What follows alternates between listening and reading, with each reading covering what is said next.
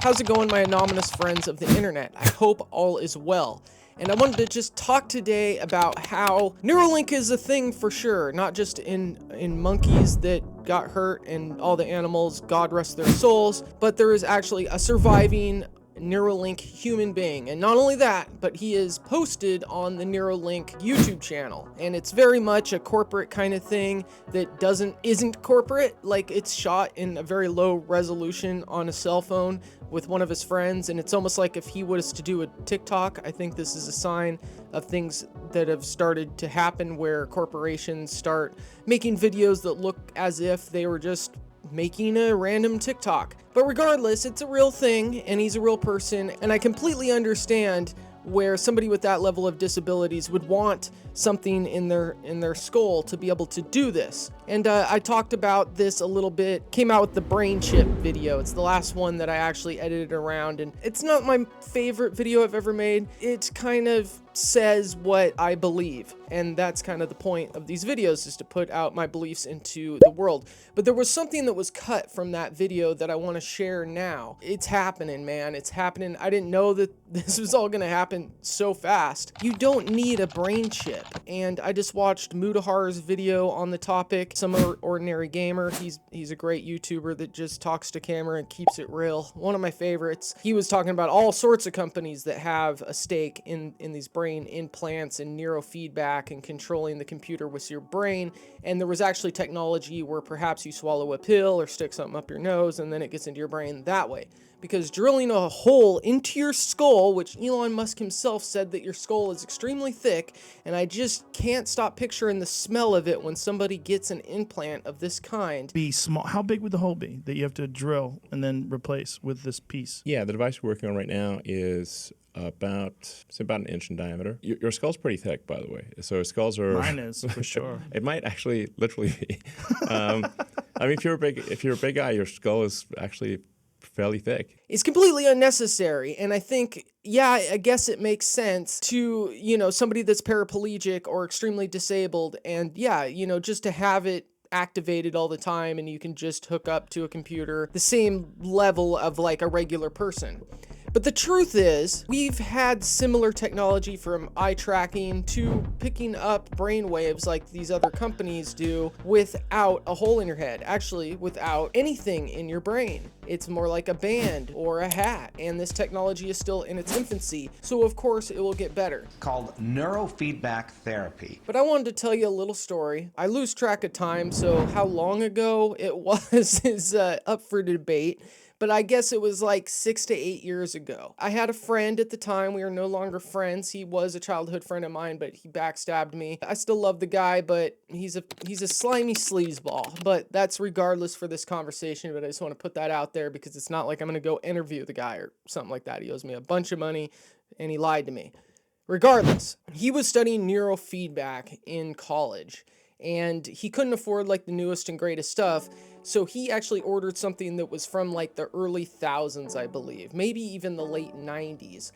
And it was these little sensors that it looked like an octopus that goes into these wires, into this mechanism that you plug into USB into your computer. And you would put this gel on there, space out my hair, right? So I went over to his apartment one day, or actually I went over to his dad's house, and we sat in the living room, and he wanted to do this because he wanted to fix all his friends. Very noble cause, right? We've analyzed the patient's brain map, and we've created a customized neurofeedback protocol to help this patient improve their brainwave activity that's going to improve brain functioning. Because there's a lot of exercises you can do with neurofeedback, like the BCI. If you go watch the TED Talks of the BCI, which I mentioned in that video, it takes a lot of concentration. So a lot of people try to heal their brains with neurofeedback. It's not just mouse and cursor, play video games, or get things downloaded from Elon Musk. You can actually up your concentration and change the way your brain works, and alpha and beta waves and blah, blah, blah. I don't understand it all. And be very healthy. So he wanted to do some of these exercises on me, and nobody would really let him do it because not very many people trusted him. But I still did for some reason because,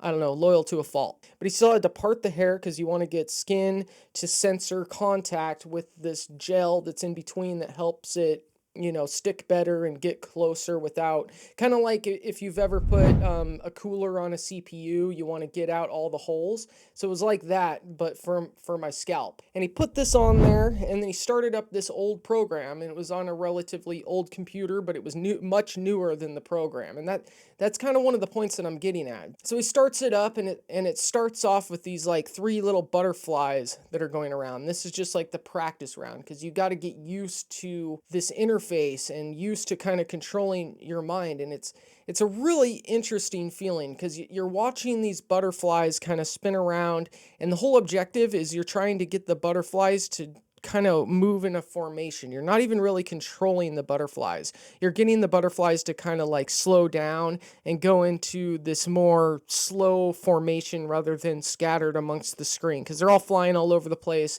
And then with your brain, it just sort of happens. You're just kind of concentrating on this, and as you get better and better at concentrating, it starts to slow down and form formations. So we did the butterfly thing for a while until I graduated, right? I got pretty good at it. It started forming a formation, and again, it's a weird feeling, because you can kind of tell when you're doing it at first. Like it's like, am I doing this? Like you're questioning it. And it's like, yeah, it's doing it. And then like, as soon as you think about it, it stops. At least this was my experience. So then we moved on to these, like, it was a 2-dimensional video game, like where there are these little stones on the ground. You concentrate on this stone and you slowly like pick it up and you move it onto another stone, because there's like one stone like in the middle, if I remember right, that you're trying to put all the other stones onto it, and you're trying to stack it up. This whole process took maybe 3-4 hours, 2 to 4 hours. Again, I lose track of time even in that sense, and this was again 6 or 8 years ago. So slowly over time, I was exercising my brain. And this is where it got really weird, because my brain started getting used to it. And it wasn't like I had, unlike eye tracking, like, many of the VR headsets, the Apple Vision Pro and all that, which I think is also, as Mudahar said, a very nice alternative that if it means you don't have to put a chip in your brain. I think, you could probably blink. Anyways, but regardless, over time, it started to have this crazy sensation, almost like I was growing another limb, like I was growing like a third arm, and I wasn't like super good at it, but maybe I would describe it as if I was a baby learning how to control my arm. And it really did start to feel like it was part of me, or like there was this other thing. It didn't feel like I was moving another limb that I've never had before. It started stacking the rocks one after another, and pretty soon I think I got like 3 or 4 of them up there. There were certain points where I'd pick it up and drop it. There was mistakes made, but over time it started getting good and building the skill of having this hat on my head, this like weird scientific hat on my head. So we stopped, and I rubbed the stuff out of my hair. And again, this was one of the weirder parts, was afterwards, almost like being on a boat. Some people get seasick. I don't get seasick. I get land sick. I'm fine when I'm out in a boat. The waves are splashing. I don't throw up or anything. But if I'm out in a boat for a long time and then I come back to shore, I start feeling really sick. Like, I didn't get sick, but I started feeling like I was missing something or something like that. It was just like this strange sensation. It wasn't as intense as feeling land sick, but it was like I was missing part of me. And I can imagine where if I would have had it much longer, or if I had a brain chip, that I would miss it even more. Now, the whole point of this, why I wanted to tell you this, is one, I think it's an interesting story, and so many people are thinking about it and haven't tried it, that I think it's a rare opportunity that I had that I didn't even think that much about. Like, I thought it was cool, I did, and that's why I did it. It was so like niche, and I didn't even think about it. Like, I mean, of course I thought it would be cool to control things on the screen with it, and I slowly was being able to. The software wasn't up to par. I couldn't control a cursor. This was all without a brain chip. This was with relatively cheap technology that was old at the time, and again, it was 6 to 8 years ago. We've had this technology for a long time. Looking farther into it, like the BCI, and there's a ton of companies working on stuff like this. With BCI has its own VR headset that tracks brain waves and your eyes and uses it together in this Neuro feedback loop. Without controllers, it's probably and much more expensive than than Apple Vision Pro. I just think it's interesting. Elon Musk and NeuroLink decided to go straight for the brain. But I almost feel like it's just a crazy billionaire wanting to see if he can do something. And who knows how many animals had to go because of this. And maybe one day we'll be downloading things into our brain. I'm pretty much against that. I mean, you know, I don't know. I don't know what the future holds, but I know I'm not putting Elon's chip in my brain. And I don't think it's necessary. I think you could probably, at some point in the future, 100 years from now, say, just to be safe, or 200 years or whatever, right? Some point in the future, you can probably put on a special hat or headband or earpiece and get all the benefits of this NeuroLink. To put something in your brain, you are just doing something wrong to your body. And, you know, people get spiritual and religious about it. And I'm not saying you're wrong if that's you. I'm not saying you're wrong. I wouldn't say you're wrong. Maybe you're right. But I don't necessarily think that.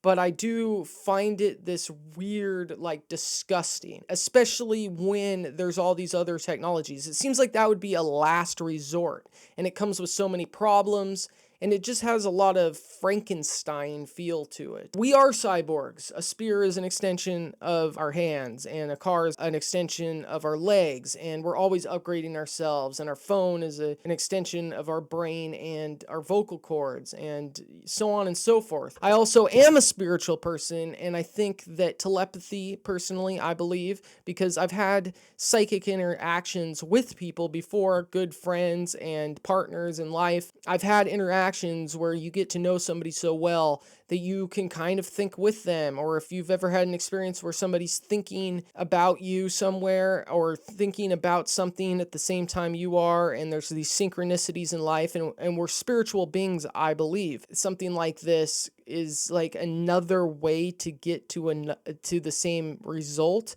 except you're kind of like cheating yourself. Like you could say you're cheating nature, but I don't want to go that far. And I do think neurofeedback is incredible and has a place in our world. And I think, like anything, as I've said many times on this channel, that it's a powerful tool and can be used for good. I'm working on a video right now exploring what the world could look like if we used all the technology we currently have in good ways and basically become like Star Trek. Not necessarily talking about going into space, but that too, but that's not going to be necessarily part of my video. I might mention it, but like what Earth would look like if greed went away and we just used these technologies for good, assuming that we don't come out with any breakthrough technologies, which I'm sure, knowing the human race as I do, being one, we will. I want to know what your thoughts are. I think that the world is always crazy, and the difference is now we have the means of communication and information that they're probably trying to take away from us, that we know everything is going on all the time, so it feels overwhelming. But at the same time, there's these are crazy times, dude. The last 200 years, invention after invention. Even 100 years ago, there were many, many people without electricity, and now people are putting brain chips in their head. Let me know what you think. If you enjoyed the conversation, or you just like my face, or for whatever reason, hit that subscribe bell, like the video, no matter if you're coming back or not. Do me a solid and like the video. I hate begging like that. It seriously helps. It helps with the algorithm. And one thing I do on my channel is I speak my mind about a lot of different subjects, tech being one of them, but also life in general. Algorithm doesn't like that. So please like the video, subscribe for more, and I'll either see you in the next video or I'll see you in the next live, but hopefully in the next video.